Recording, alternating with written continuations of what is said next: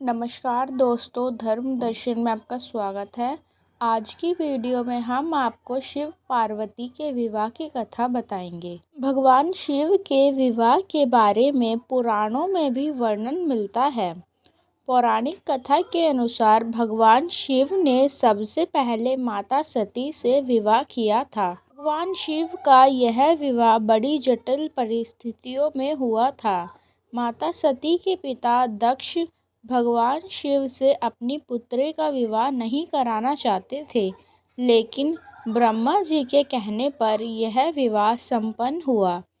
एक दिन राजा दक्ष ने भगवान शिव का अपमान कर दिया, जिससे नाराज होकर माता सती ने यज्ञ में कूदकर आत्मदाह कर ली। इस घटना के बाद भगवान शिव तपस्या में लीन हो गए।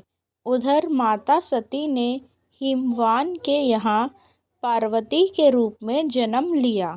उस समय तारकासुर नामक असुर का आतंक था।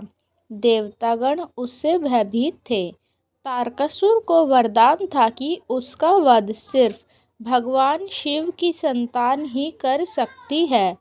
उस समय भी भगवान शिव अपनी तपस्या में लीन थे। तब सभी देवताओं ने मिलकर शिव और पार्वती के विवाह की योजना बनाई। भगवान शिव की तपस्या को भंग करने के लिए कामदेव को भेजा गया, लेकिन शिव ने उन्हें अपने तीसरे नेत्र से भस्म कर दिया। देवताओं की विनती पर शिव जी विवाह के लिए राजी हुए। विवाह की बात तय होने के बाद भगवान शिव की बारात की तैयारियां शुरू हुई। पौराणिक कथा के अनुसार भगवान शिव जब माता पार्वती से शादी करने पहुँचे, तब उनके साथ संपूर्ण जगत के भूत प्रेत, देवतागण, दानवगण, जानवर, कीड़े मकोड़े, अपशगुनी, पिशाचनी, डकिनी, शकुनी सभी शिवजी की बारात में शामिल हुए। उन्होंने ही भोलेनाथ का भस्म से श्रृंगार किया, हड्डियों की माला पहनाई, सांपों से कान के कुंडल पहनाए। शिव जटाधारी रूप में थे और उनके बाल उलझे हुए थे। उन्होंने शिव की जटाओं से सहरा सजाया। शिव सिर से पैर तक राख में लपटे हुए थे और खून टपकती हुई चमड़ी की शॉल उनके शरीर पर थी। ब्रह्मा जी के कहने पर शिव जी अपनी बारात लेकर चले, जिसमें नंदी, भृंगी, श्रृंगी, देवतागण, भूत, पिशाच, चुड़ैल, जानवर, कीड़े मकोड़े सभी शामिल हुए और भगवान शिव अपने साथी नंदी पर बैठे। परंतु रोज सीधे बैठते थे, आज उल्टे बैठे। नंदी का मुख सामने की ओर और शिव का मुख पीछे की ओर था। सींग पकड़ने की जगह शिव जी ने नंदी की पूंछ पकड़ी। शिवजी ने जोर जोर से डमरू बजाया और सारे भूत, पिशाच, चुड़ैल, अपशगुनी, कीड़े मकोड़े, जानवर सभी लोग शिव की बारात में नाचते झूमते चलने लगे। सबसे पहले हिमवान के द्वार पर भगवान विष्णु जी पधारे। पार्वती जी की माता ने शुभ आरती सजाई और उनके साथ की स्त्रियां उत्तम मंगल गीत गाने लगी। सुंदर हाथों में सोने की थाल शोभित है। इस प्रकार माता पार्वती की मां मैना हर्ष के साथ शिवजी का प्रदर्शन करने चली। जब मैना ने भगवान विष्णु के अलौकिक रूप को देखा, तो वह प्रसन्न होकर नारद जी से पूछने लगी, क्या ये ही मेरी शिवा के शिवजी हैं? तब नारद जी बोले, नहीं नहीं, ये तो भगवान श्री हरि हैं।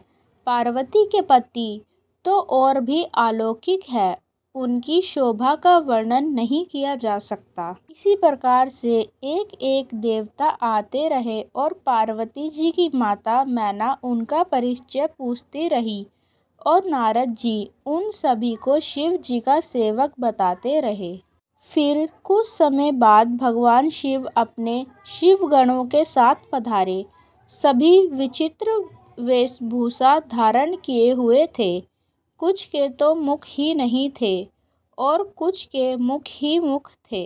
इनके बीच में भगवान शिव अपने नाग के साथ पधारे। शिवजी से द्वार पर शगुन मांगा गया। तब शिवजी बोले, शगुन, यह क्या होता है? किसी ने बताया, आप अपनी कोई प्रिय वस्तु दान कर दीजिए। भोले बाबा ने अपने गले से सांप उतारा और उस स्त्री के हाथ में रख दिया जो शगुन मांग रही थी। वह स्त्री तो वहीं मूर्छित हो गई। इसके बाद जब सभी ने महादेव को भयानक भेष में देखा तो सभी स्त्रियों के मन में भारी भय उत्पन्न हो गया। सभी अपने अपने घरों में घुस गए। भय के कारण कन्या पक्ष वाले भी मूर्छित हो गए। पार्वती की माता मैना भी भय से मूर्छित हो गई।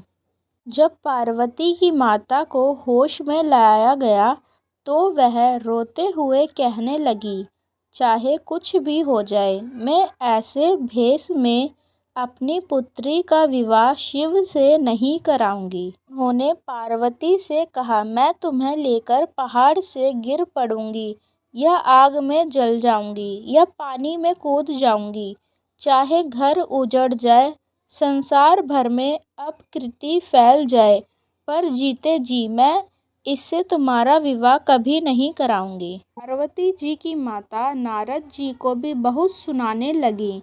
मैंने नारद का क्या बिगाड़ा था जिन्होंने पार्वती को ऐसा उपदेश दिया कि उसने बावले वर के लिए तप किया।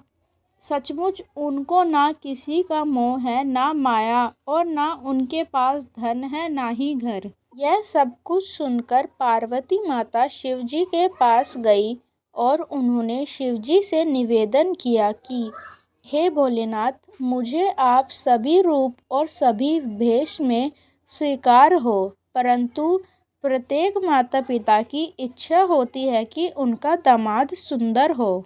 तभी वहाँ विष्णु जी आए और कहने लगे, पार्वती जी, आप चिंतित ना हो। आज जो शिवजी का रूप बनेगा सभी देखकर हैरान रह जाएंगे। आप यह जिम्मेदारी मुझ पर छोड़ दीजिए। भगवान विष्णु जी ने शिव जी का बहुत सुंदर श्रृंगार किया, सुंदर वस्त्र पहनाए, करोड़ों कामदेव को लज्जित करने वाला स्वरूप बनाया। शिव जी के इस रूप को विष्णु जी ने चंद्रशेखर का नाम दिया। इस समाचार को सुनते ही हिमालय उसी समय नारद जी और सप्त ऋषियों को साथ लेकर अपने घर गए। तब नारद जी ने पूर्ण जन्म की कथा सुनाकर सबको समझाया और कहा कि हे मैना, तुम्हारी पुत्री साक्षात जगजननी भवानी है। पहले ये दक्ष के घर जाकर जन्मी थी, तब इनका नाम सती था। बहुत सुंदर शरीर पाया था। वहाँ भी सती का विवाह शंकर जी से ही हुआ था। यहाँ पर्वतराज हिमालय ने हाथ में कुश लेकर तथा पार्वती माता का हाथ पकड़कर उन्हें शिव पत्नी जानकर शिवजी को समर्पण किया। जब शिवजी ने पार्वती माता का पाणी ग्रहण किया तब सब देवता हृदय में बड़े ही हर्षित हुए। श्रेष्ठ मुनिगण वेद मंत्रों का उच्चारण करने लगे और देवतागण शिवजी की जय जयकार करने लगे। कई प्रकार के बाजे बजने लगे। आकाश से कई प्रकार के फूलों की वर्षा हुई और इस प्रकार शिव और माता पार्वती का विवाह संपन्न हुआ और सारे ब्रह्मांड में आनंद भर गया। आपको